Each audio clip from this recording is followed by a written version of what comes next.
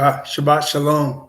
Greetings, glory and honor to the Father Yahweh and to Messiah, his son Yahweh Shah, who is the high priest of the nation of Israel, interceding to the Father for his true people in order to remove sin from them and have righteousness sealed in their spirit and character. Glory and honor to Father Yahweh and to Messiah Yahweh Shah, and the power of Father's Spirit, who brings us to himself and causes us to be obedient. Glory and honor to their name. Greetings to the 12 tribes of Israel, scattered because of worshiping of other gods, but who are now awakening. Those who are awakened from the true Israelite bloodline. And those that awakened ones are now returning to Messiah, the true Messiah, the Hebrew Messiah of Judah, because salvation is of Judah, as well as Father Yahweh, the only God, the only true God. Greetings to you. And to the 144,000 who are now active among the scattered Israelite nation in calling Israelites out of Babylon and preparing the forerunners as John the Baptist, as Elijah before them, the forerunners of the kingdom of Messiah. Greetings. And to the precious Gentiles of Japhet, Shem, and Ham, who are now the bloodline, who through the blood of the atoning power of Messiah have been granted salvation and righteousness. Greetings. To the chat, Brother Walter, Psalm 119, Isha, Shama, and Frankie, I hope you guys are feeling good.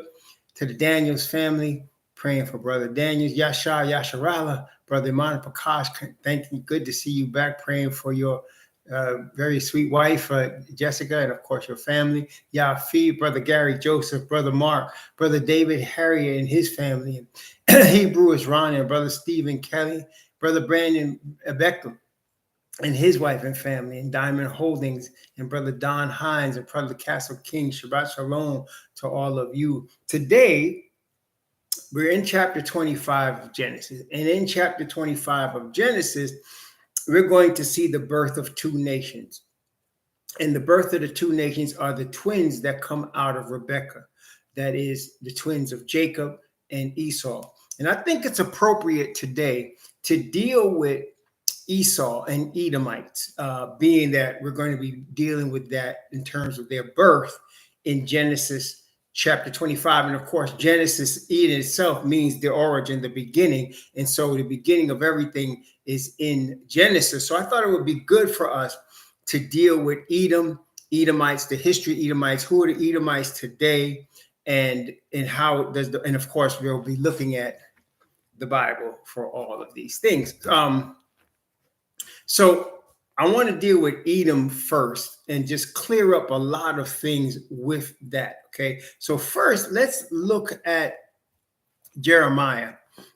First, let's start with Jeremiah. Jeremiah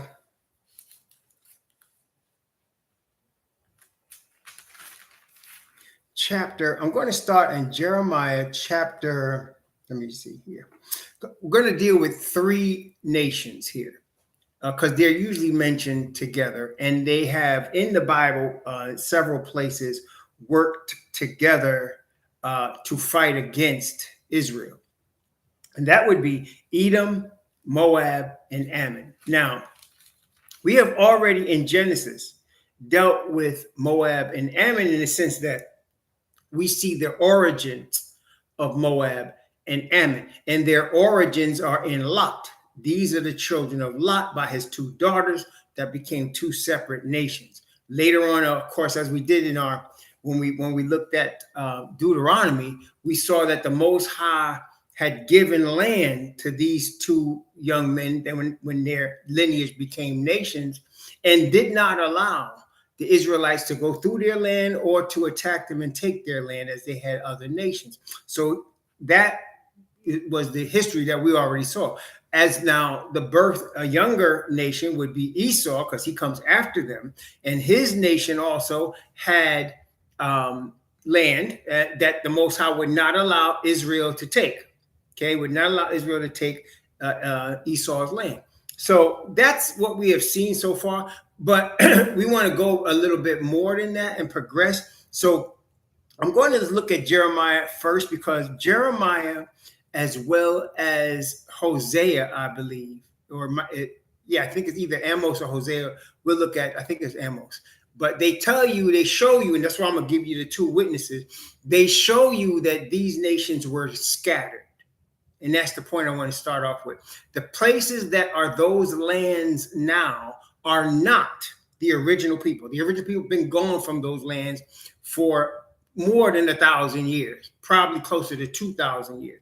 So the original people of Edom, Moab, and Ammon, those geographic areas are not those people anymore. Those geographic areas are now inhabited by Arabs. Arabs are Semites. And if you recall, not all Semites are chosen people, right? So we know that any child of Shem is a Semite, but the chosen people came from Shem's son Arphaxad through Eber and then Abraham, right? So that's the chosen line. But Shem had 5 sons, and all his sons are Semites. So part of those sons are Arabs that are not of the chosen lineage. You're following me? So not all Shemites are Israelites, obviously. Israel, you have to come through Abraham, then Isaac, then Jacob. That makes you an Israelite. If you don't come through that lineage, you're not an Israelite, and you're not the chosen people, which means that anybody else, even Shemites, can be heathens. Are you following me so far? So you can be one of the other 5 sons of Shem, and you could be a Shemite, but you're still a heathen if you're not of the chosen lineage. Only the chosen lineage are the Hebrews that we're dealing with here, okay? So let's look at Jeremiah chapter. I'm going to start at Jeremiah chapter 48, because really and I'm not going to read all of this. I'm just going to go through parts of it so you can get an idea of the biblical account. So we're going to use the witnesses, the biblical account of what happened to these nations and their inhabitants, okay? So let's start at chapter 48. This is Jeremiah chapter 48. And I'm going to go from verse 1. Let me see. I just want to make sure we get the idea of what's going on. I'm going to go from verse 1 down to verse 4. And then I'm going to skip down, and I'm going to go from verse 42 to 47. So I'm going to go from 1 to 4. And again, we're not reading the whole thing here because there's a lot, but I just want to give you the idea. And when you get a chance, please read these whole chapters on your own. And again, please read your Bible. Start at Genesis and read through the Revelation. Let your heavenly Father, the creator, the only creator, there's only one, the only Most High, let him guide you by his Spirit through his word, and let him teach you through his word. Let him teach you and guide you in his word for yourself. So we're not going to read all of this today, but I want you to read it when you get a chance, and of course in your daily Bible reading. By the way, I am in Songs of Solomon right now, about halfway through there. I expect to finish that tonight and then begin Isaiah tomorrow and start. I wanted to start the major prophets by September. Of course, we started in the Hebrew New Year in April, and I wanted to start the major prophets by September. So I'm pretty much on time right now, and I want to continue doing that because the major parts to me, after you get out of the first 5 books of the Bible, the major parts are Isaiah. The major prophets, in terms of the volume of prophecy they have produced, is Isaiah, Jeremiah, and Ezekiel. And so you have those. And I wanted to start on those by September because I want to be done by the end of next March, starting in April again. So that's where I'm at. Hopefully you're going through your Bible reading and the Most High is blessing you. So let's look at Jeremiah chapter 48, beginning at verse 1 and going to verse 4. Again, Moab, thus saith Yahweh of hosts, the Most High of Israel, woe unto Nebo, for it is spoiled. By the way, I just want to give you a little Bible hint here to help you in your reading. He starts off saying Moab, right? So generally he's starting off with the country, the nation itself, and then he'll name cities and towns in the nation. So don't get confused when you hear all these other names because they're all part of Moab, because that's the subject here, okay? So he says, against Moab, thus saith Yahweh of hosts, the Most High of Israel, woe unto Nebo. See, that's a Moabite city. for it is spoiled. Kiriathaim, again, another Moabite city, is confounded and taken. Misgab is confounded and dismayed. So it's like if it was the United States, said, woe unto Washington, D.C., woe unto Maryland and to Virginia. And they start, see, because he's naming places in the nation. There shall be no more praise of Moab. In Heshbon, they have devised evil against it. Come and let us cut it off from being a nation. Also, thou shalt be cut down, O madman. The sword shall pursue thee. A voice of crying shall be from Oranaim, spoiling and great destruction. Moab is destroyed. Her little ones have caused a cry to be heard. So we are seeing here a prophecy from Jeremiah about the eventual destruction of the nation of Moab. Today, the land that occupied Moab, or should I say that Moab occupied, is the kingdom of Jordan. Okay, so today, the land that Moab occupied is the kingdom of Jordan. Okay, same land. Okay, Jeremiah chapter 48. I said I was going to skip down. Let's go to verse 42. So the whole chapter is about the destruction and scattering of Moab. So we're going to get to the end here in verse 42, from verse 42 to verse 47. Moab shall be destroyed from being a people. See? So what does that tell you? It doesn't exist as a nation. They're scattered. Okay? Okay, let's continue. Moab shall be destroyed from being a people, because he hath magnified himself against Yahweh. Fear and the pit and the snare shall be upon thee, O inhabitant of Moab. Thus saith Yahweh, he that fleeth from the fear shall fall into the pit. He that getteth up out of the pit shall be taken in the snare. For I will bring upon it, even upon Moab, the year of their visitation, saith Yahweh. That they that fled stood under the shadow of Heshbon, because of the force. But a fire shall come forth out of Heshbon, and a flame shall from the midst of Sihon, and shall devour the corner of Moab, and the crown of the head of the tumultuous ones. Woe unto thee, O Moab, the people of Chemosh, that was the name of their god. People of Chemosh perisheth, for thy sons are taken captives, and thy daughters captives. Yet I will bring again the captivity of Moab in the latter days, saith Yahweh. Thus far is the judgment of Moab. So they're going to be scattered just like we were. Okay? They were a neighboring country, and they were scattered just like we were. See? Off of their land, scattered off of their land. Okay? So now that's Moab. Let's go to his brother, Ammon, and that's in chapter 49, his brother Ammon. Let's see. Let's choose out some. I'm going to go from verse 1. Let's see. I'm going to go from this is easy. Yeah, I'm going to go from verse 1 down to verse 6. This is Jeremiah chapter 49, from verse 1 to 6. This will also explain Moab. And Edom is in the same chapter. So let's start at Jeremiah chapter 49, from verse 1 to 6. Concerning the Ammonites, thus saith Yahweh, hath Israel no sons? Hath he no heir? Why then doth their king inherit Gad, and his people dwell in his cities? Therefore, behold, the days come, saith Yahweh, that I will cause an alarm of war to be heard in Rabbah of the Ammonites, and it shall be desolate. It shall be a desolate heap, and her daughters shall be burned with fire.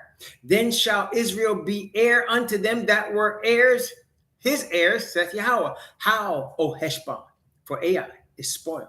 Cry, ye daughters of Rabbah. Gird you with sackcloth, lament, and run to and fro by the hedges, for their king shall go into captivity, and his priests and his princes together. Wherefore glorious thou in the valleys, thy flowing valley, O backsliding daughter, that trusteth in her treasure, saying, who shall come unto me? Behold, I will bring a fear upon thee, saith the Most High Yahweh of hosts, and from those that be about thee. And they shall be driven out every man right forth, and none shall gather him that wandereth. And afterward I will bring again the captivity of the children of Ammon, saith Yahweh. So they were also scattered off their land and destroyed and scattered like us.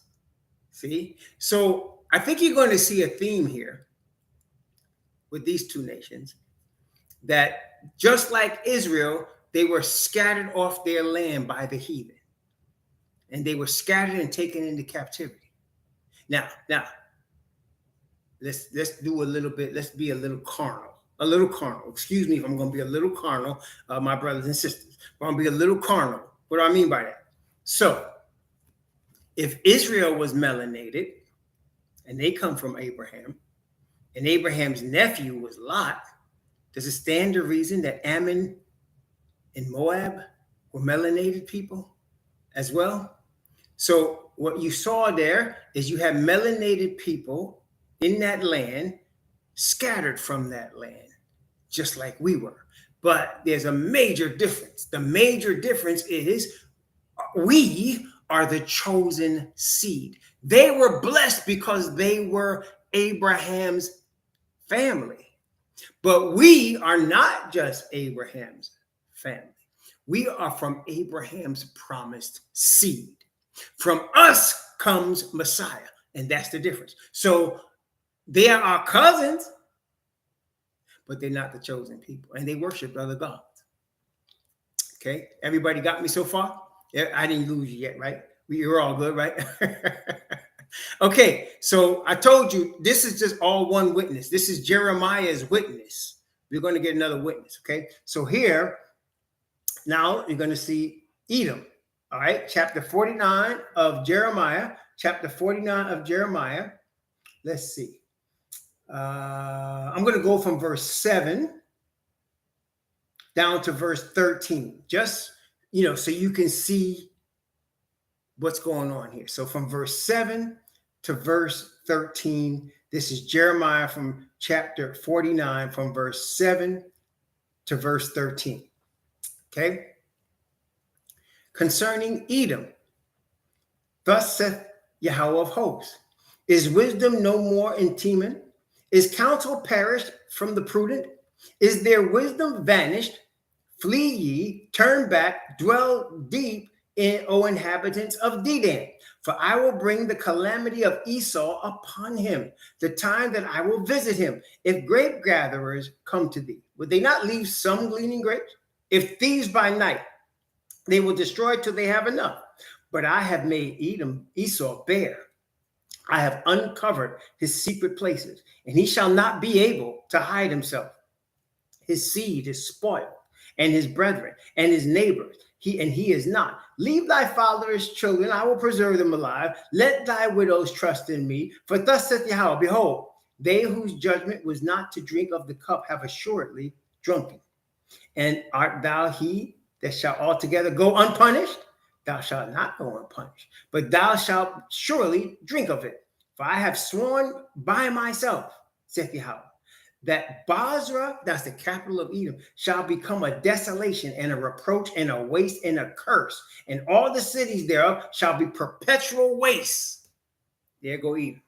Okay, these are all one witness of Edom, Moab, and Ammon. Again, that land is now, as Ammon and Moab, is occupied by the kingdom of Jordan. Just to give you a hint of where we're going here, the kingdom of Jordan is one of the few so-called Middle Eastern kingdoms that recognize the state of Israel. Okay, just not all nations of the Middle East recognize the state of Israel as an official nation, but the kingdom of Jordan does.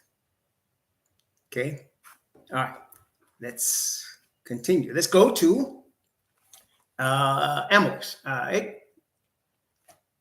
Amos, chapter 1. For our second witness, Amos, chapter 1. Let's see, where will I begin here? Well, this goes into all the neighbors of Israel, but we're focusing on just these three. So I'm going to say, I'm going to have to start at verse 1. I'm going to start at verse 1. In fact, for this one, I'm going to read chapter 1. I'm going to read chapter 1. I don't want to do that, though, because I want to save time. I don't want to rush, but I don't want to go through all of this. I'm going to start at verse 6. Okay. Amos chapter 1, verse 6. and this covers Edom. Amos chapter 1, verse 6. This is the second witness about what happened to Edom. Okay, you ready? Amos. Now, just to give you a little bit of history, Amos is a prophet of the northern tribes. He's not a prophet of Judah. He's a prophet of the northern tribes. You have prophets in the Bible of Judah, and you have prophets of the northern tribes. Elijah was a prophet of the northern tribes. So is Amos. He's a prophet of the northern tribes. Okay. Thus saith Yahweh, verse 6, for 3 transgressions of Gaza, and for 4, I will not turn away the punishment thereof, because they carried away captive the whole captivity to deliver them up to Edom. But I will send a fire on the wall of Gaza, which shall devour the palaces thereof, and I will cut off the inhabitants from Ashdod, and him that holdeth the scepter of Ashkelon, and I will turn my hand against Ekron. All of these are Philistine places, which tells you the people that are there today aren't the original Philistines. Okay. And the remnant of the Philistines shall perish, saith the Most High Yahweh. Thus saith Yahweh, for 3 transgressions of Tyrus, and for 4, I will not turn away the punishment thereof. You see how they verse in this?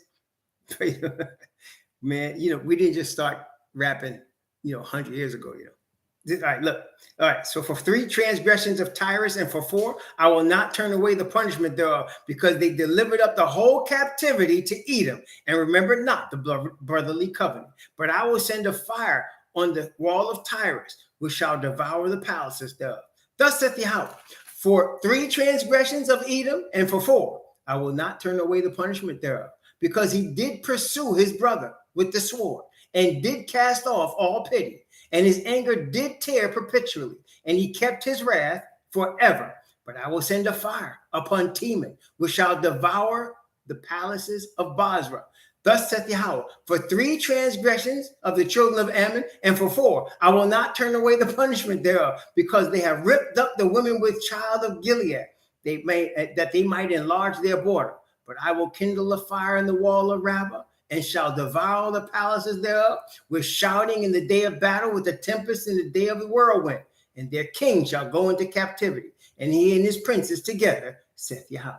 Okay, chapter 2, just to cover Moab, we ain't forgetting him. Moab, chapter 2, from verse 1 down to verse 3. Thus saith Yahweh, for 3 transgressions of Moab, and for 4, I will not turn away the punishment thereof, because he buried the bones of the king of Edom into lime. But I will send a fire upon Moab, and it shall devour the palaces of Kiriath. And Moab shall die with turmoil, and with shouting, and with the sound of the trumpet. And I will cut off the judge from the midst thereof, and I will slay all the princes thereof with him, saith Yahweh. So you can see we have 2 witnesses that all these nations were scattered. Now, Edom, particularly Edom. So you saw how Edom was grouped with everybody else in terms of being scattered, right? Y'all saw that. We saw that both in Jeremiah and here in Amos. You saw that they were scattered just like Israel, just like Ammon, just like Moab, just like the Philistines. They were all scattered. That whole region was scattered, okay? Now, where all of a sudden, when you go to the book of Luke, and watch this. You go to the book of Luke. By the way, I did get a little history on this, and I put it in the description box about Edom. Okay, so I'm about to tell you, also looked it up that way as well. So let's take a look here in chapter 3 of Luke. Luke chapter 3.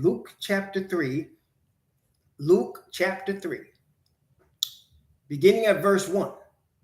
Actually, I'm going to read Luke chapter 3, the first 2 verses shows you all the corruption right there. It shows you the whole corrupt situation, okay? The whole thing, okay? Luke chapter 3, verses 1 and 2. Now, in the 15th year of the reign of Tiberius Caesar, Pontius Pilate being governor of Judea. Pontius Pilate was a Hebrew? Question. Pontius Pilate, was he a Hebrew? Pontius Pilate, he was governor of Judea. That's Judah. Well, who was he then? He was a Roman procurator. So now you already know who's ruling in the promised land, who's ruling the chosen people.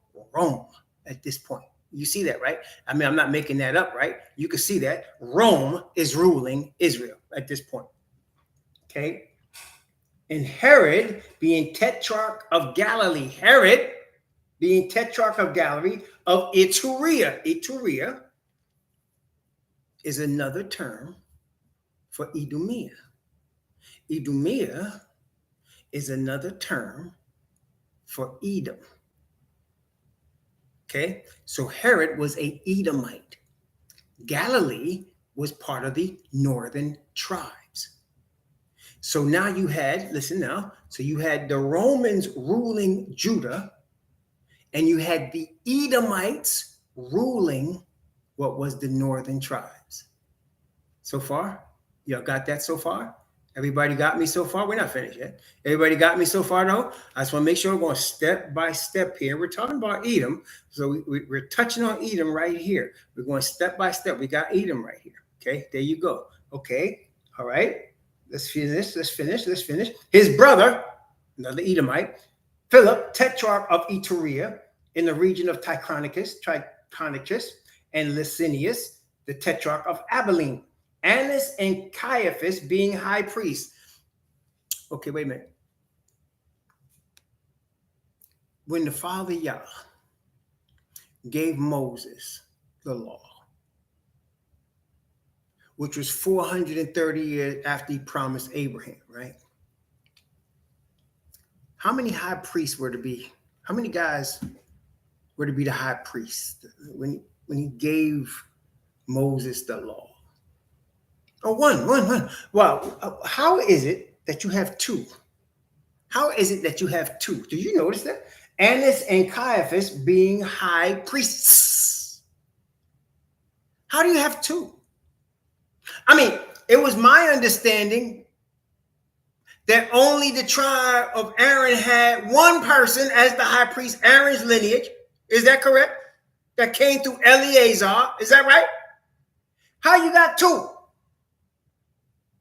You know how? Because it was corrupt. That's right. It wasn't even biblical anymore. It wasn't biblical anymore.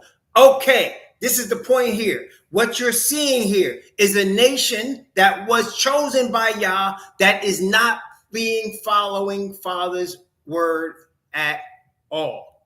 They got Romans controlling them. They got Edomites controlling them. And they got corruption in the religion. So that is not Father Yah's word anymore. What do we know? What Moses was taught that he showed us in Deuteronomy chapter 4. Do not add to my word. Do not take away from my word, that you might obey my word.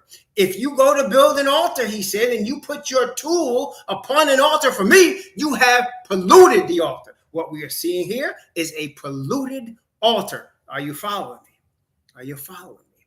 Okay, I want to make sure you're following me. Now, historically speaking, Herod and his brother were followers of Judaism.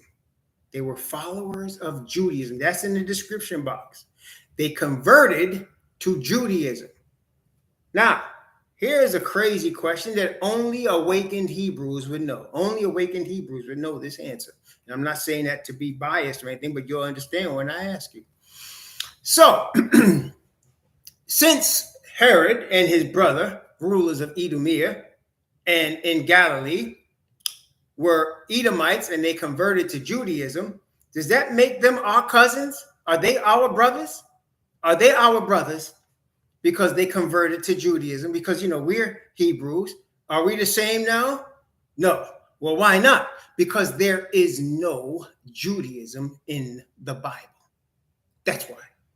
There is no Judaism in the Bible. This is very important, brethren, for us to understand. This is very important. Why? Because if I say to you, I believe in the Hamana religion, right? Don't laugh. I'm saying I believe in Hamana religion. Well, you say, well, what is Hamana religion? We believe in the books of Isaiah, and we believe in the book of Malachi, and we believe in the Chronicles. And so we kind of like we follow the Bible too. We follow Chronicles and Isaiah, and we follow Malachi, and we're Hamana religion. Are they really the same as us? Are they? No. Because there's no Hamana religion in the Bible. Even if they say we use this word, we use this book, there's no Hamana religion in the Bible, right? There's no Hamana, right? Well, Judaism says we believe in the first 5 books of Moses and some of the prophets. I don't care what you believe. That's not the Bible. Yes, that's not the Bible. You understand what I'm saying? That's not the Bible. Somebody said, well, Christians believe in the Bible. Do they? No, we believe, yes, because we believe in the New Testament. Is that believing the Bible? Oh, because you believe in the New Testament, we can say you believe the Bible, right? You know what that is? You're mixing your own beliefs with the Bible. That's what you're doing. You're mixing your own beliefs with the Bible. You understand, brethren? You just created an apocryphal religion. You just created an apocryphal religion. Okay, so Herod and his brother. Now, Judaism goes all the way back to Messiah's time, but it was created by the heathen. It was created by the heathen. Okay, and they inculcated it into Israel with their heathenism. As we saw, you had Romans there, you had Edomites there, right? They're all there. And so they inculcated this religion that's a quasi religion, but it wasn't really from the Father, which is one of the reasons you saw Messiah come on the scene and was messing up their religion, breaking their rules. And Messiah said, in vain do they worship me, teaching for doctrines the commandments of men. Didn't he say that? And where did he get that from? He got it from the prophet Isaiah. In vain do they worship me. In vain. That means I ain't hearing you. Teaching for doctrines the commandments of men. So you have this religion, Christianity, and they said, well, the Old Testament's done away with. We believe only in the New Testament, and we believe in this white man named Jesus, and all you got to do is believe in him, and you can be saved forever. That's your religion. The Bible doesn't support that. Not even the New Testament supports that. But that's their claim. Okay, that's their claim. Judaism says we believe the Messiah hasn't arrived yet, and we believe in the books of Moses, and we have this book called the Talmud. Okay, great. But that's not Bible. Y'all hearing me, right? That's not Bible. That's you. That's not Bible. So Herod and his family are Edomites that converted to Judaism.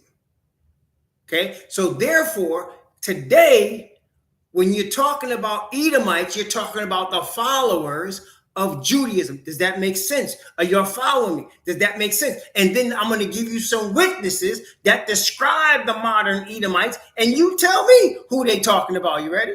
Are you ready? Let's look at it. Let's look at it. First of all, let's go to our brother, our cousin, Ezekiel. Our cousin, Ezekiel.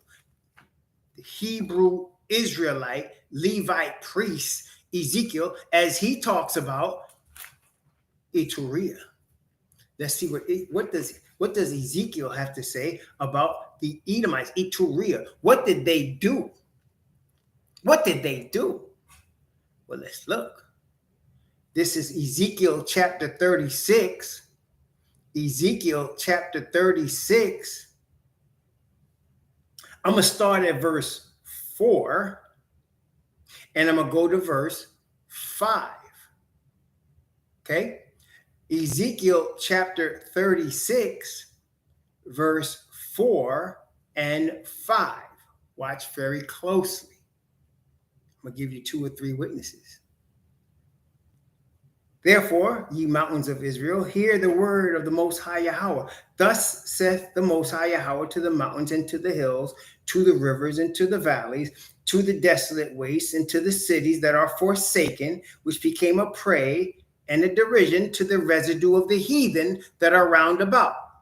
Therefore, thus saith the Most High Yahweh, surely in the fire of my jealousy have I spoken against the residue of the heathen and against all Idumaea.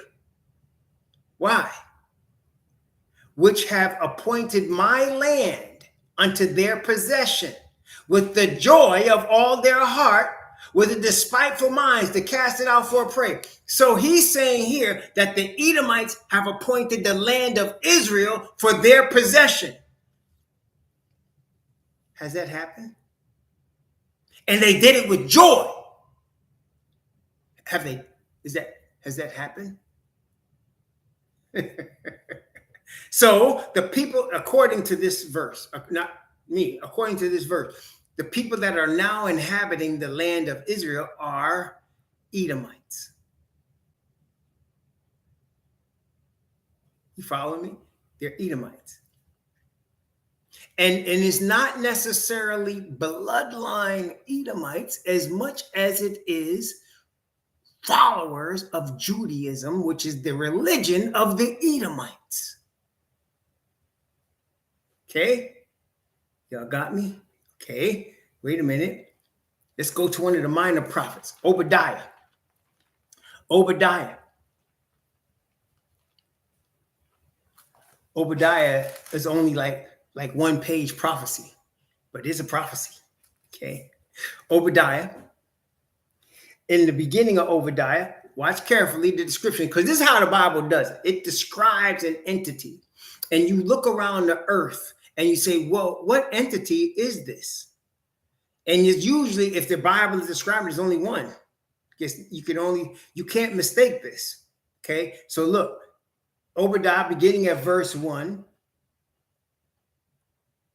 I'm going to read from verse 1 down to verse 4. Obadiah, from verse 1 down to verse 4. Notice what it says. The vision of Obadiah. Thus saith the Most High Yahweh concerning Edom. So he's talking about Edom now. We have heard a rumor from Yahweh. An ambassador is sent among the heathen. Arise ye, and let us rise up against her in battle. Behold, I have made thee small among the heathen. Thou art greatly despised. So Edom is a part of the heathen. He's a small number among the heathen, and the heathen despise him. Verse 3. The pride of thy heart hath deceived thee, that thou dwellest in the clefts of the rock, whose habitation is high, that saith in his heart, who shall bring me down to the ground? Though thou exalt thyself as the eagle, though thou set thy nest among the stars, thence will I bring thee down, saith Yahweh. So these people dwell in the high places of the earth. They're a small number, but they're greatly despised among the heathen. They also have taken the land of Israel with the joy of their heart. How many people fit this description? They're high places. They dwell on high, and they are hated even among their heathen brothers. And if you recall, let's get our third witness. Remember, in the mouth of 2 or 3 witnesses, let every word be established. So let's go get the first witness, which we know in Genesis chapter 9. Genesis chapter 9, which we have already been through. Genesis chapter 9. Genesis chapter 9, beginning at verse 24 and going down to verse 27. Genesis chapter 9, the prophecy of our father prophet Noah. Genesis chapter 9 from verse 24 to verse 27. Notice what it says. And Noah awoke from his wine and knew what his younger son had done unto him, and said, Cursed be Canaan, a servant of servants shall he be unto his brethren. And he said, Blessed be Yahweh most high of Shem, and Canaan shall be his servant. And Yah shall enlarge Japheth, and he shall dwell in the tents of Shem, and Canaan shall be his servant. So he enlarged Japheth, and Japheth came and took and dwelt in Shem's tents. So people would be coming from Yafet. Yafet comes from, tell me if I'm wrong, Yafet comes out of Europe. So people would come out of Europe and dwell in Shem's spot. They would be despised among the heathen. They would dwell in high places like 1% economic wealth. They would take Shem's land with the joy of their heart. How many people does this describe? So the next time somebody tells you, they might say, because people say Edom is a white man, Edom. I had a cousin say that Edom is the white man. He said, no, the Caucasian race came from Yafet. Among Yafet is Edomites. Y'all follow that? So you have Yafet is all the Europeans. That's Yafet, right? That's the children of Yafet. But among them, there's this small group of Edomites. So Edom is not all Caucasian people. Y'all follow what I'm saying? Edom is not all Caucasian people. You got all kinds of Caucasian people from Edom, right? I mean, from Yafet. Yafet's got all kinds of nations. The Germans, you got the Anglo-Saxons, you got the Spaniards, you got the French, you got the Franks. I mean, there's all kinds, from Europe, Turkey, from Europe, but Russians, Madai, but that's not all Edom. There's among them a small group of people that all of them despise, and they're called Edomites. And today we call them Ashkenazi. You understand what I'm saying? Ashkenazi. So now we know what became of Edom in terms of the people and the religion and how they spread and where they at now. Okay. Now there's some bloodline Edomites that are probably melanated that have nothing to do with any of this. You understand? Y'all follow me? There's some bloodline Edomites that that are melanated probably and has nothing to do with any of this. Okay. So this group, they're scattered, but then you have also these certain folks, and we understand who they are now. See how easy that was? You see how easy that was? That was no mystery, was it? I mean, that was easy. And what did we do? What did we do?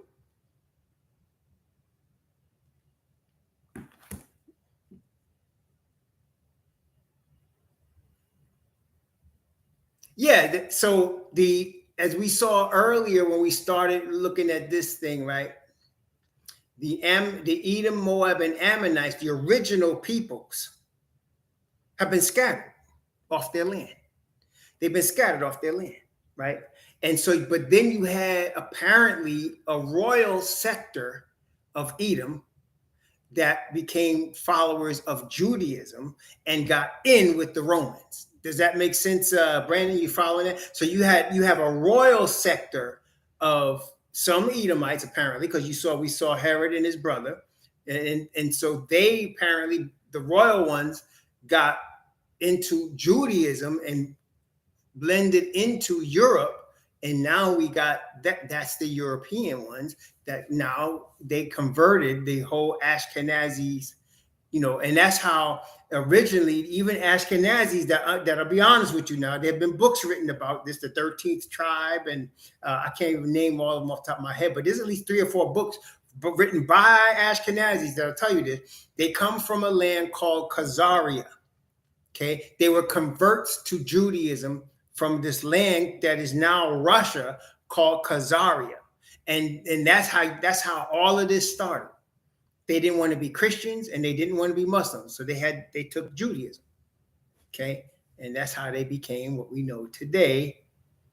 Yes, there are bloodline Edomites, but they're scattered, and we don't know where they are.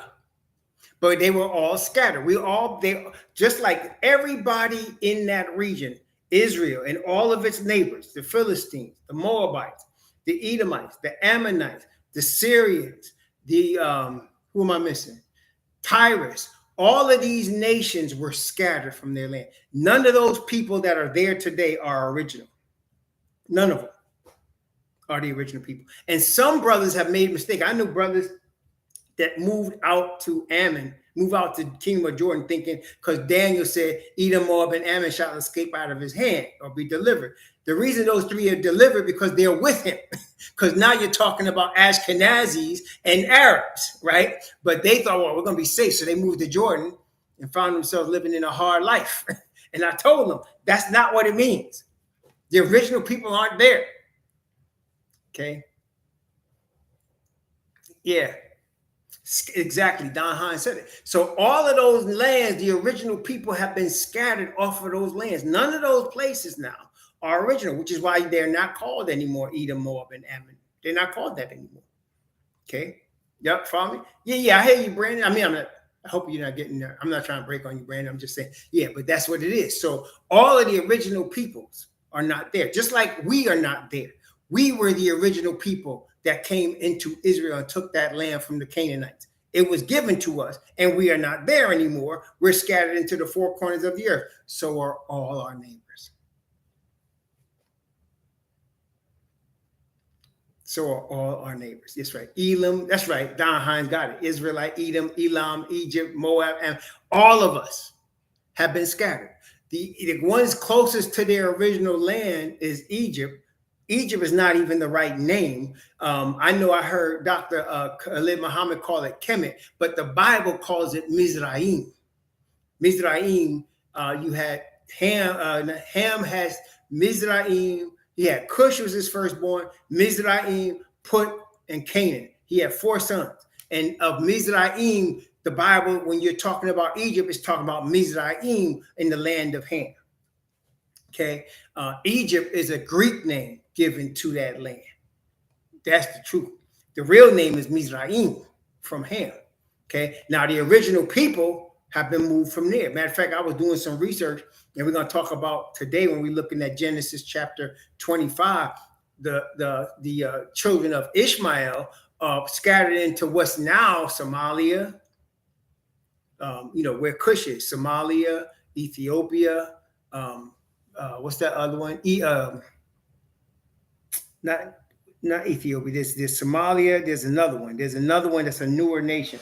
These people are mixed with Cush and Ishmael, and Ishmael married what the Bible calls Iteria. Thank you, man. Iteria. I can't even say it right, but yes, Eritrea. Yes. So that's where Ishmael's people went. But originally, that was thousands of years ago. That was like, we talk about 3,000-4,000 years ago. Today, you have had the inroads of first, we know the Medes and the Persians, we know the Greeks, and then the Romans. They came, and when they didn't just come and settle, they came and took over. They changed the name. They changed the language. They changed everything, okay, when they came and took over. So Mizraim became Egypt. Okay, Kemet, my understanding, was what's now called Alexandria after the Greek man. They started shooting off the noses of some of the statues, right? They just came through, and that's what you're seeing the result of that today when they came through. And then, of course, you had the development of Islam, which really started with Khadijah and Muhammad. Khadijah's father was a Roman Catholic. Okay, so that's how you got what you got today, and that's how you seeing all of these original people's not there no more. Okay, the land is still there. The land is still there. Yeah, it was Alexander. That's right. It was Alexander was doing all that. The land is still there, but the people are different in all those lands. Just think of us as the example. So we are not on the land anymore. We're scattered into the four corners of the earth. Well, all those other people got the same type of history as us. Same history, scattered from where they were. Nobody's on their land anymore. Okay, nobody's there anymore. Everybody, you got me? So nobody's where originally that land. I think who was it? Don Hines brought it up. All them lands: Edom, Elam, Egypt, Moab, Ammon, Israelite, Tyrus, Philistine. None of them are there anymore. They've all been scattered off their land. And the Bible showed us that would happen, and that's what happened. They were all, including us, scattered off the land. Okay? And we're now in the last stages of heathens taking that land, which is going to be taken back. Praise the Most High. It's going to be taken back. But yeah, there's a lot of history, but the Bible shows you, when you dig into it, the word, it shows you all of that. And so really the first thing we should understand to help us see what's going on is our own history. Our history is basically a model of the rest of the history of the neighbors of our original people on that land. So as we went to other gods and we did foolishness, like Leviticus 18 told us not to do, he took us off the land, just like he took the Canaanites off the land, the Moabites, we just read it, the Edomites, the Ammonites, he took all of them off the land and scattered them. And he said Egypt was going to be scattered, but he said Egypt is going to be back together, but it's going to be a weak nation. And that's exactly what it is. Okay, that's exactly what it is. So by the time we're looking at Luke, and you see Pilate, which is a Roman procurator in Judea, you're seeing Edomites in Galilee. Okay, you're seeing 2 high priests. You already know now. It's all done. It's all done. That's why Messiah said to the disciples in Matthew 24, see all of these things, there should not be left one stone upon another that should not be turned down, because the Most High is going to scatter it. And we were going to be scattered into all nations as captives. And that's exactly what happened to us. Okay, that's exactly what happened to us.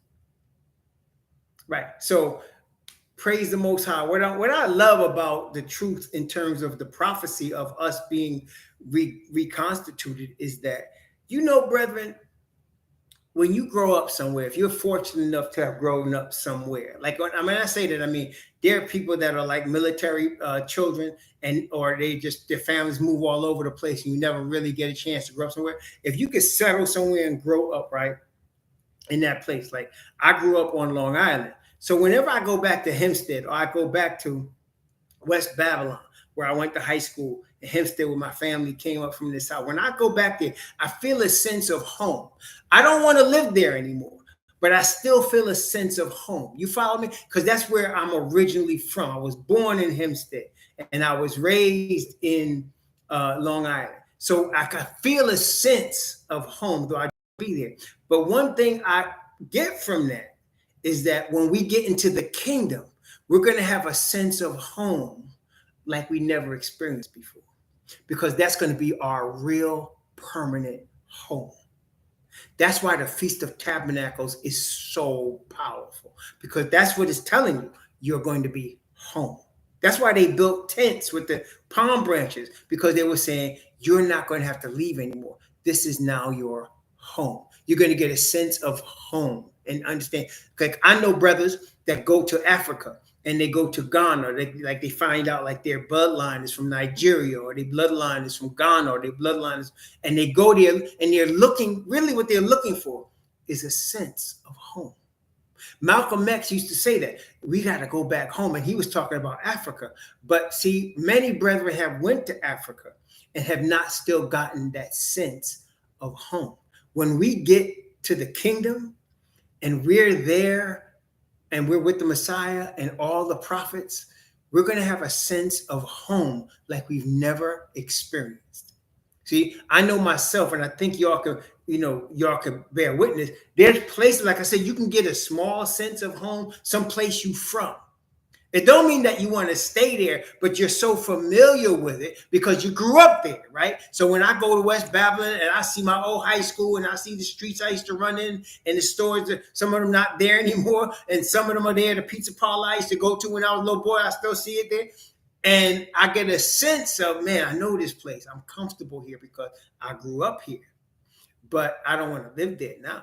It's not my home anymore, but I get a sense of home. When I go to Hempstead and I go to Camel Park and I go there and I see some of the streets, and there used to be a place called Wilklow where we used to go. I don't know if they still there. Projects was there, the old Hempstead High School. And then it became like an elementary school, a junior high school. They built a new Hempstead High School back in the 70s. And but I get a sense I'm from here. This is where my family came. Like I know nobody there knows me. all of the people that are my people that came out are all dead, or they're gone from there. But I still get a sense that I knew that place, like it's like I was home, right? But I don't want to live there now. But that's what I said. When we get to the kingdom, the Father is going to put in our spirit a sense of home, and that's what's going to cause us also to rejoice, because we're going to have a sense of home. Man. It's going to be powerful. So all of the nations that were with us there are scattered. And that's why all of us are going to get a sense of home. Praise the Most High. Yeah, hallelujah, indeed, indeed. All right, so Genesis chapter 25. So we did a lot of background.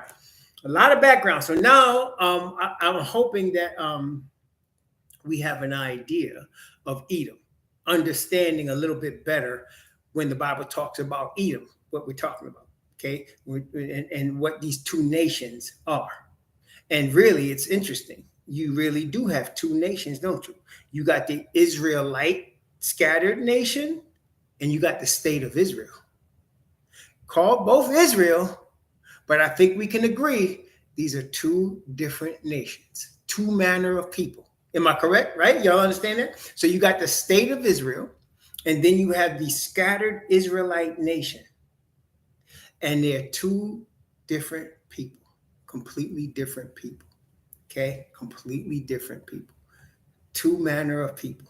And that's why you're going to see that here. Okay?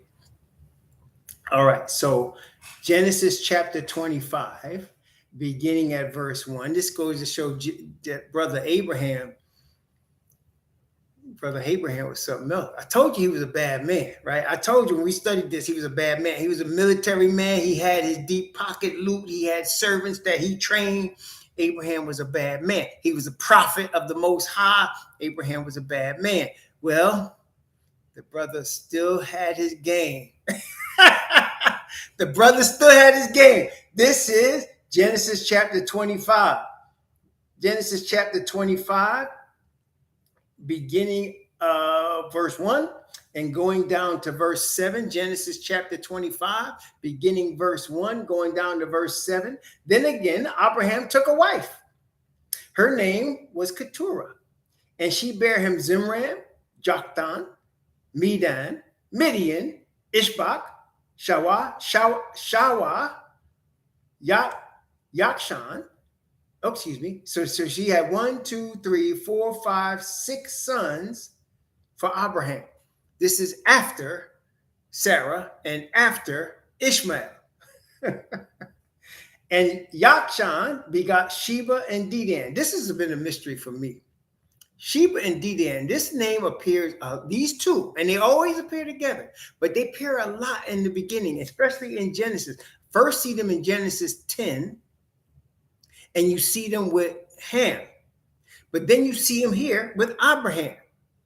Then you see him, there's more in Genesis. So I don't understand, honestly. And then I think about this, like the name Bathsheba. And then the queen of Sheba.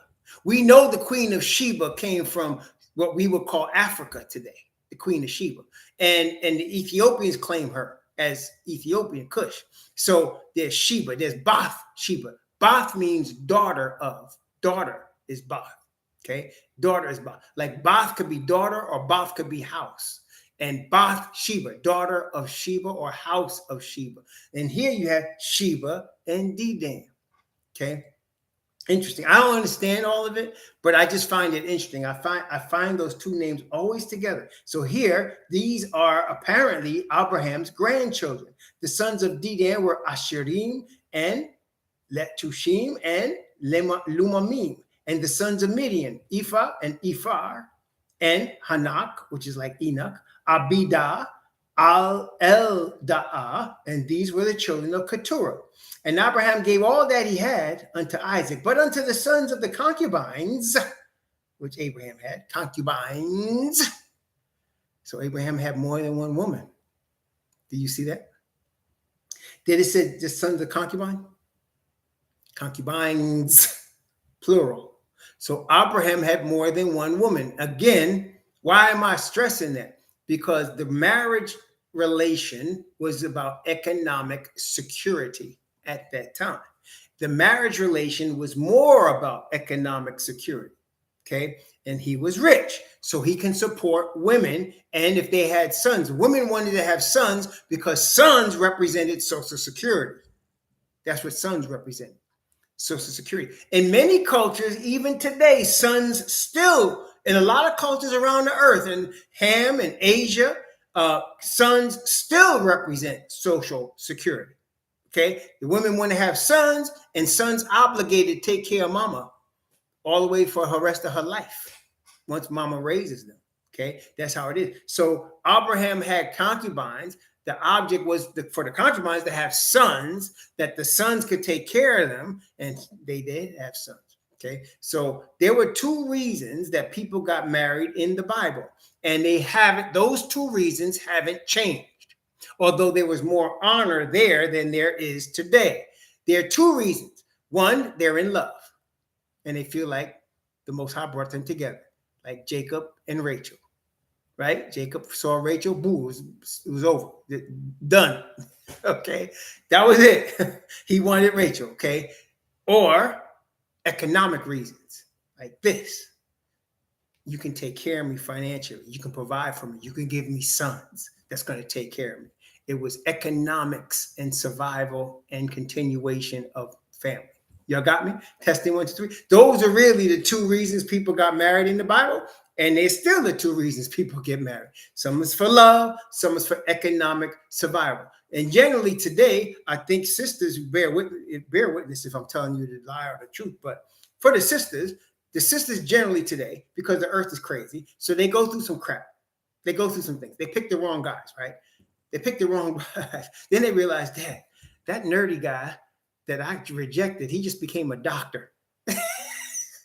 And I'm sitting here and my man is gone and the other one gone, right? And so now they finally meet a nice guy, and he might be nerdy, but homie is doing well and she loves him and she wants to stay with him and she will treat him well. He's not as cute as the dude that got her pregnant, but he's a better man and she'll take care of him. Am I wrong?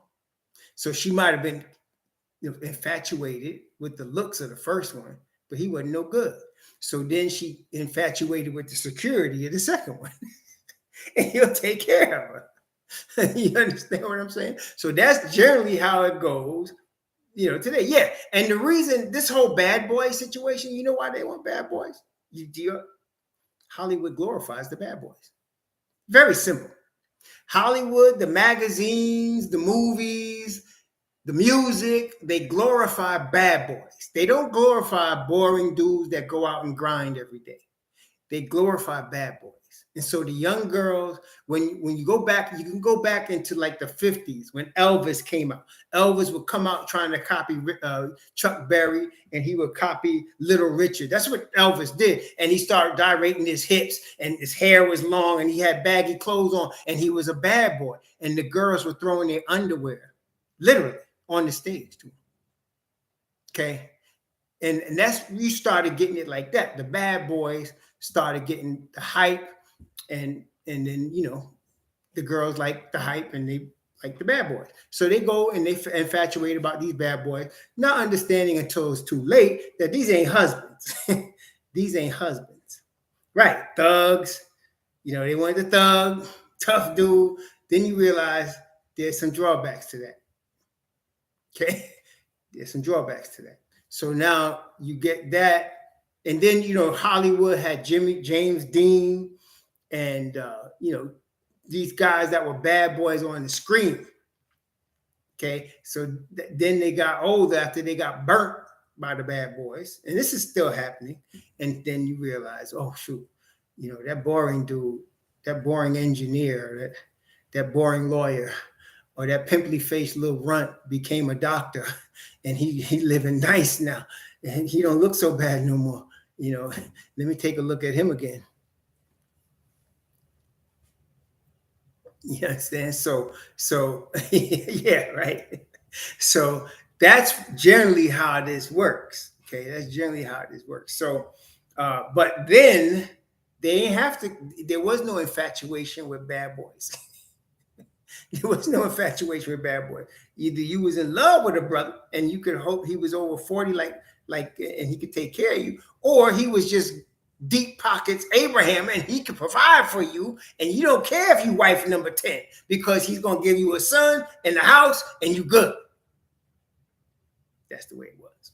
Okay, so Abraham had concubines because he was able to afford them, take care of them. Okay, verse 6. But unto the sons of the concubines which Abraham had, Abraham gave gifts and sent them away from Isaac his son, while he yet lived, eastward into the east country. So I find this interesting. So the children that Abraham had with Keturah, he sent a bunch of them east. Now, if you look at east, we know it can't be Edom, it can't be Moab and Ammon because they had their own land. It wasn't Edom, so they had to go further east. And if you're looking at a map, you're dealing with Asia.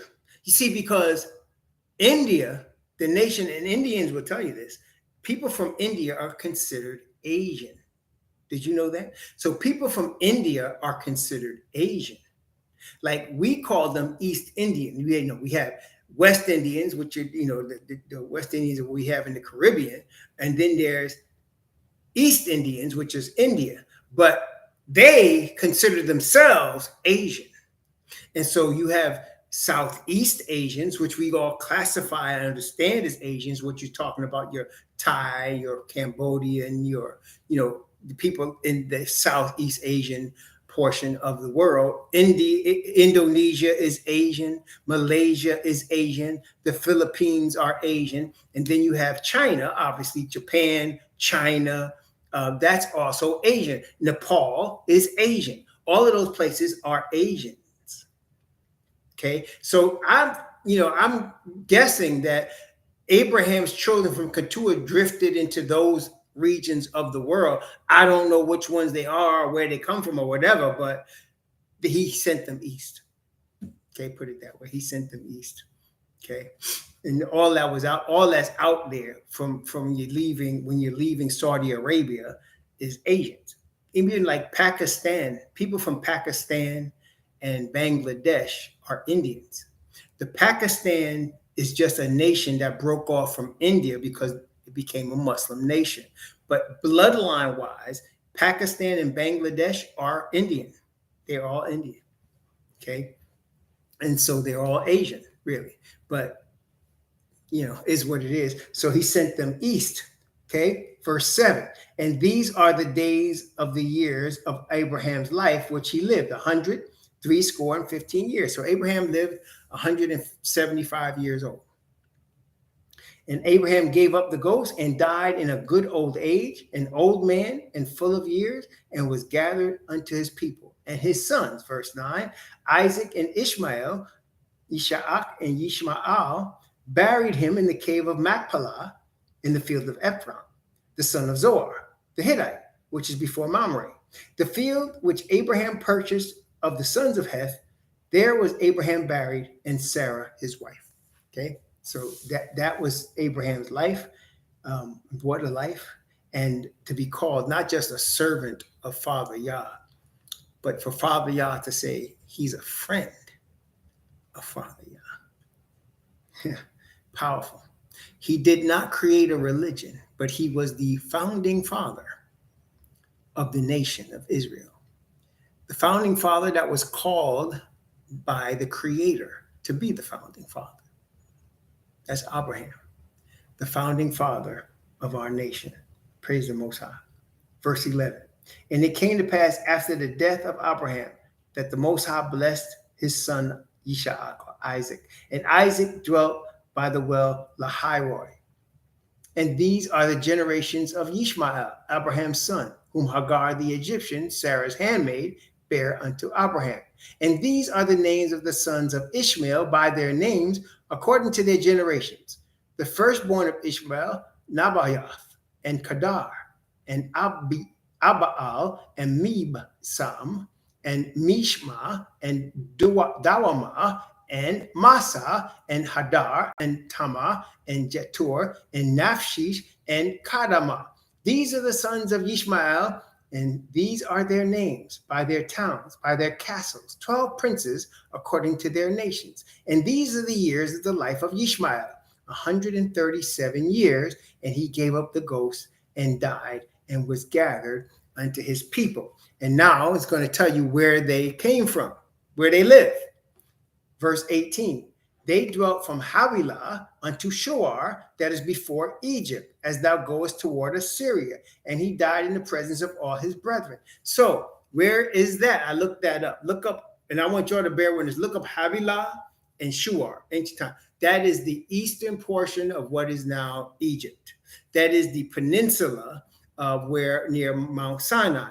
That area is where Ishmael's children dwelt and settled. That is the eastern portion of what is now Egypt. And also the southern portion where now you have Somalia and Eritrea. All of that is where these people dwelt.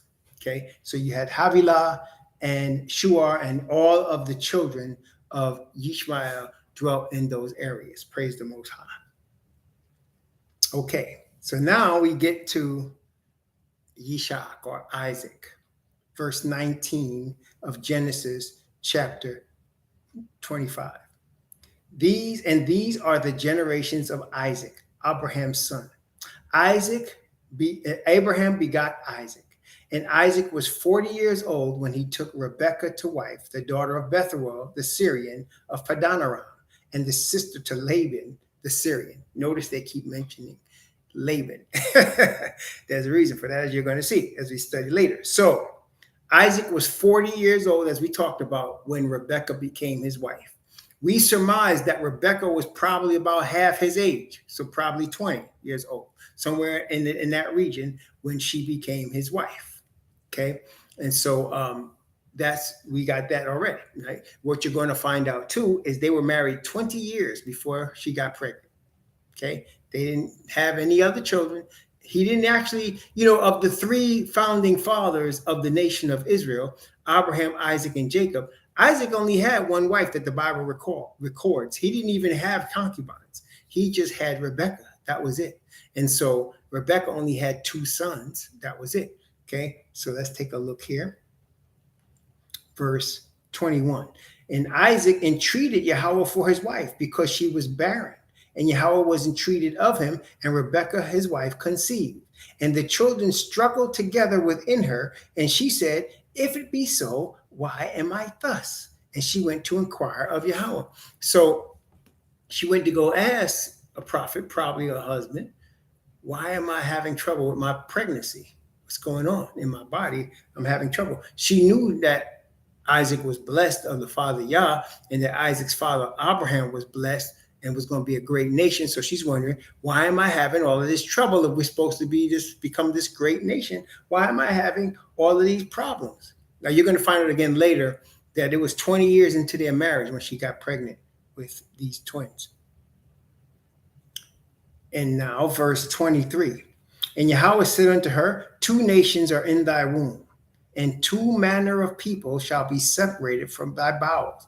And the one people shall be stronger than the other, and the elder shall serve the younger.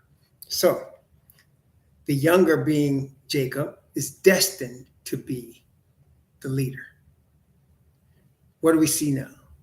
We are serving the Edomites. The Edomites are under the power of the children of Japhet.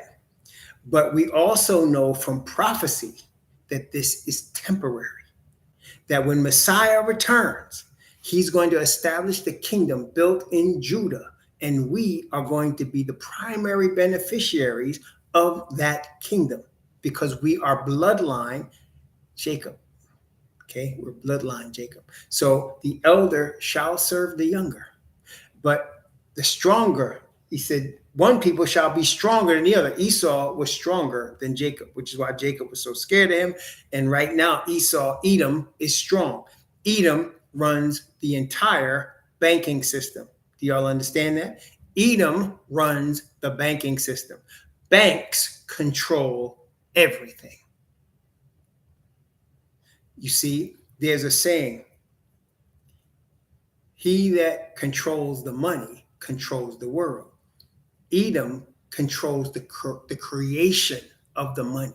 They don't just control how much money there is, they control how the money is created. You can't get no richer on earth than that. See, they don't just control how many dollars there is, they control the creation of the dollar. Okay, so that's why they're strong right now. In Babylon, they're strong. We can't compete with that. We all use dollars. That's why it always kills me when I hear black people talking about we need economic power. Don't you understand? You can never get economic power. You don't control who creates the currency. And those thinking Bitcoin is the way out, what do you think they're going to just let you create Bitcoin and they don't control that too?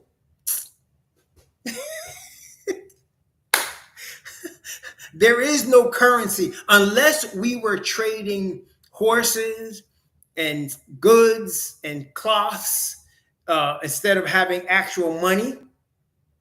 That anything that's an entity used as currency is controlled by Edomites. Anything. I don't care if it's Bitcoin, Witcoin, Chitcoin, whatever you want to do. Dollars, euros, whatever you want to say, is controlled by the same banks. They control the whole thing. Okay, so so you could think you know it don't matter. That's what I'm saying, and it's all good. You know why I say it's all good? Live within the system because that's all we are. We in the system right now. It's cool. We in the system. Yep, bricks. It don't matter.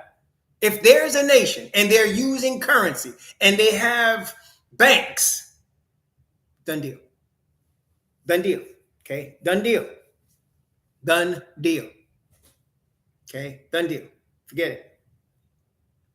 It's all good though, because what does Revelation tell us? Babylon is going to be destroyed. The whole system. Everything.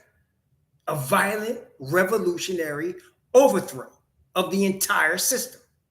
It's going to be destroyed. See? So let them rule now. It's all good. They think they got us in the half Nelson. It's all good. You can think you got us in the half Nelson. But when Father says the word, we about to switch. We about to flip that script. Okay? Because there is only one power. That's Father Yah. There's only one power. Okay? On the earth, they think they have power and they will rule over many people. But it's all good. At the end of the day, there's one God. And all power belongs to him. He is power. So we don't worry about what's going on right now. Okay. And it's not even that long. It's not even that long that we gotta wait. But for now, they control all the money. They have all the power. That's why they're stronger. They have weapons that their money buys. And if they need more money, they can print it. It's very easy, brethren. Let me ask you a question. Oh, yeah, good question, Don Hines. That's a good question. We'll talk about that. But look,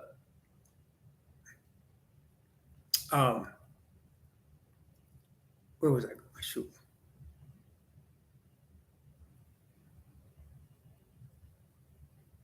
But all the banking system, everything involving currency is controlled by them. No, it's okay, Don Hines. Everything is controlled by them. Everything is controlled by them. Weapons, everything. And this is what I was going to tell you. So no matter what bank you bank with, right? If you're, you bank with XYZ Bank, Bank of America, whichever, Truist, whatever bank, okay? You can go online and see your account. Isn't that correct? So you can go online for your bank and you can sign into your bank's website and you can see your accounts. Wells Fargo, whichever bank, right? You can see your accounts. You can go in there and you can see how much money you have in your accounts, right? Now, supposing you had a rich uncle and you didn't know it, and the rich uncle left you $1 million and they deposited it into your bank account. So you go in and all of a sudden you see $1 million more dollars than you had. You might have had 1,000, 2,000. No, now you got 1,000,000, 2,000. And those digits are there. And you go to the bank and says, this mine? Say, yep, somebody left it to you. So you don't actually have $1 million in dollars. What do you have? You have digits in your bank account. You have digits in your bank account. Am I right? You don't see no piles of dead presidents, but you got digits in your bank account. And you can use those digits to go buy whatever assets you want to buy. You decide, oh, I want that house up the street for $500,000. Boom, there's my bank information. Move them digits, and I got that house, right? I got that asset. So just so, anytime the powers of earth, the Edomites that run the banks need more money, it's just digits. All they got to do is put digits in the system. That's all they got to do. Okay. They used to have gold to monitor how much digits they could print, but that's gone now. That's been gone. So now they just print the digits. That's all they could do. Oh, you just made $1 million in lotto. Okay, we're going to put these digits in your bank account. And now you have these digits. Okay, that's right. There's no gold. There's nothing back in it. You just got these digits. Oh, you want euros? Okay, we'll put your digits in euros. You want your digits in Swiss francs? Okay, we can put your digits in Swiss francs. Okay, and that's all it is. It's just clicks on a computer. It can be created, and I guess what I'm saying is, it can be created out of thin air. Out of thin air. And if you want to see greenbacks, they can print those. Print them. They just say, print it. Where you want it sent.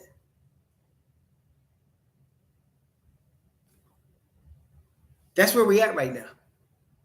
Okay, that's where we are. That's where we are right now. And tomorrow they can take all your digits away. Or they can block you from having access to your digits.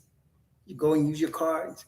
My card's not working. Oh, I'm sorry, sir. Your account's frozen.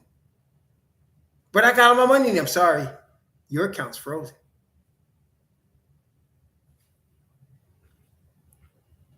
Okay. It's so easy. The only thing stopping them is the Father sealing the 144,000. That's it. That's it. Pope ain't got to do nothing. UN ain't got to do nothing. The only thing stopping them is the Father's holding them up to seal the 144,000. That's it. That's it. Okay.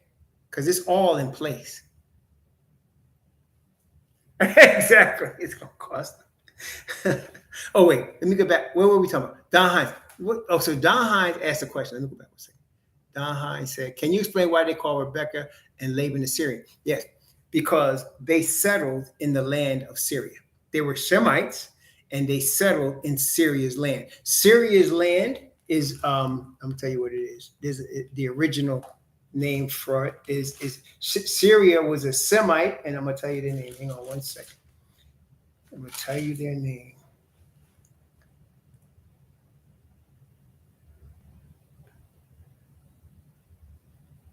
Aram. Aram is the last son of Shem. That's where you get the Syrians from. Aram. Aram is the last son of Shem. You had Elam, Ashur, Arphaxad, Luid, and Aram. If you look up Aram, that's where you get the Syrians from. So they were Shemites that dwelt in Aram's land. That's why they were called Syrian. They were Semites that dwelt in Aram's land. And they stayed there. They stayed there in Aram's land. Okay, they were from Arphaxad, but they dwelt in Aram's land. So they were called Syrian. Aram is where you get Syria from. Yeah. Yeah, see, they did this. That's right. When you get stock options, sometimes too, they'll tell you when you can sell and when you can't. You could lose everything. Hoping for stock options that you can't even cash until they tell you you can. It's amazing, man. It's amazing. But okay, let's keep going. So verse 24. So Genesis chapter, let's finish this chapter from chapter 25 of Genesis, verse 24. And when her days to be delivered were fulfilled, behold, there were twins in her womb. The first came out red all over like a hairy garment, and they call his name Esau. That means red. And after that came his brother out, and his hand took hold of Esau's heel, and his name was called Yaakov, or supplanter. And Isaac was 80 years old when she bare him. See, so he was 60 years old when she had these two boys for him. And the boys grew, and Esau was a cunning hunter, a man of the field, and Yaakov was a plain man dwelling in tents. You know, I find it very interesting that Esau was a cunning hunter. What other famous person, here's a quiz, what other famous person in the Bible that people worshipped was a hunter? What are the famous people? That's right.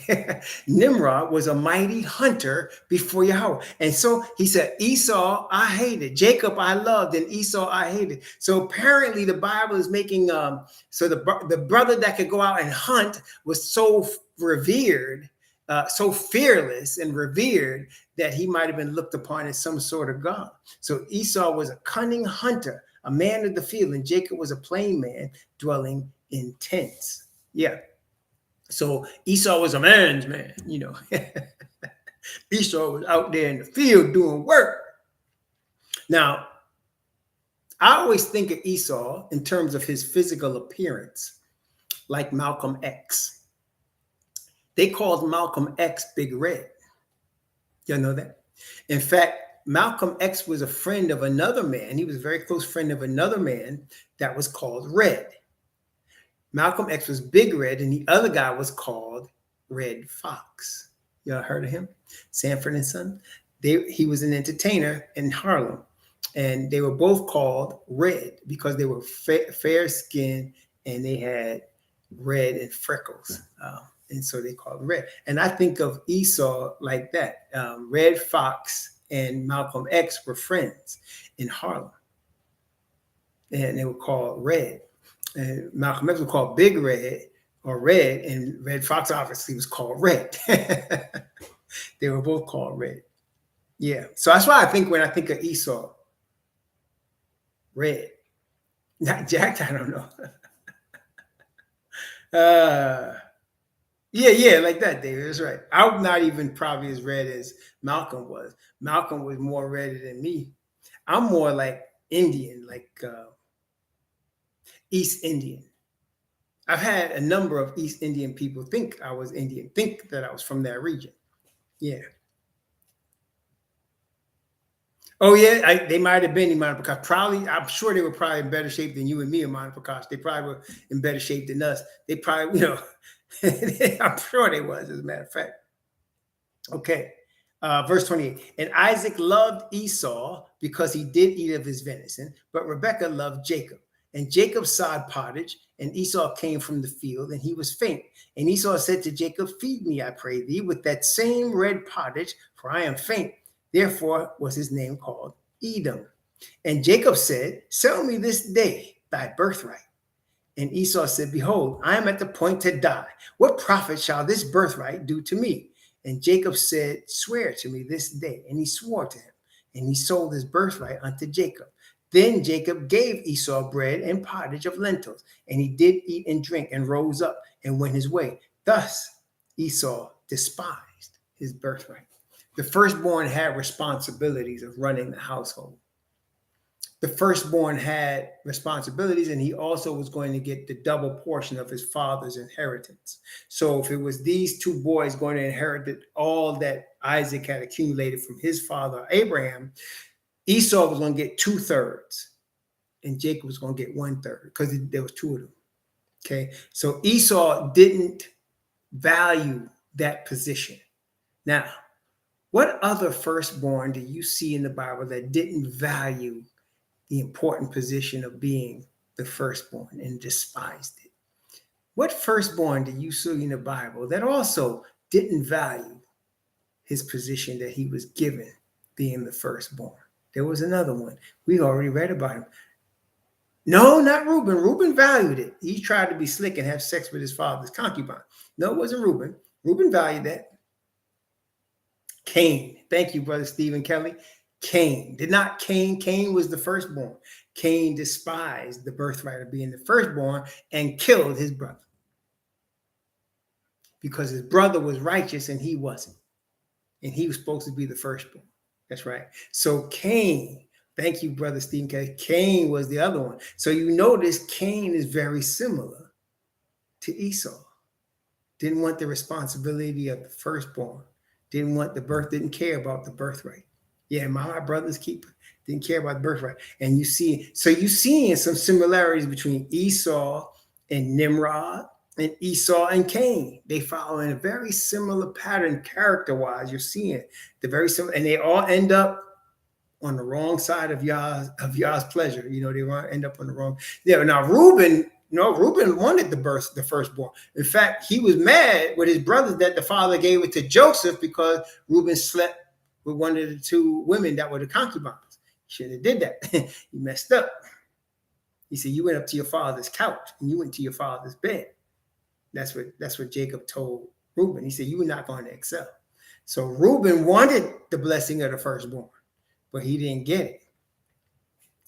He didn't get it. Cain didn't even want the responsibility. Neither did, obviously, Esau. He didn't want the responsibility either of being the firstborn.